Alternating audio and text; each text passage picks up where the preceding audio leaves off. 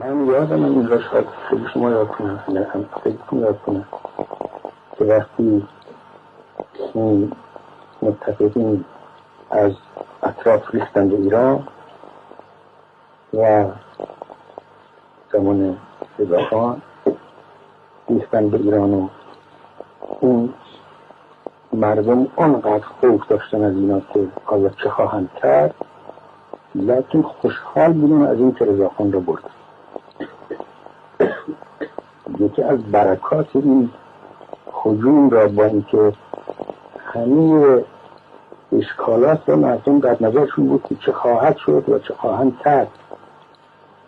لیکن این معنا مثل اینکه حدیدی بود آسمانی برای ما رسیده بود که رضاخان رفت. من خودم شاهد این قضیه بودم که وقتی که 3 مملکت، یعنی لشکر 3 مملکت، ارتش 3 مملکت دشمن به ایران حمله کرد و همه چیز در معرض خطر بود، وقتی که رضا شاه را اطلاع دادن که بردن، مردم شادی می‌کردند. یعنی به مقدن اینها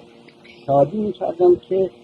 اینها ولو دشمنند ولی از این بدتر نمی‌کنند. وقتی که یک شخصی، یک سلطانی، یک قدرتمندی پشتوانه ملت را ندارد، این است که وقتی که میبرندش، وقتی که از اینجا بخواد خارج بشد، عوض اینکه ملتی مثلا به انقلابی بکند که چرا ملت شادی میکند که خوب شد رفت و واقعا هم خوب شد.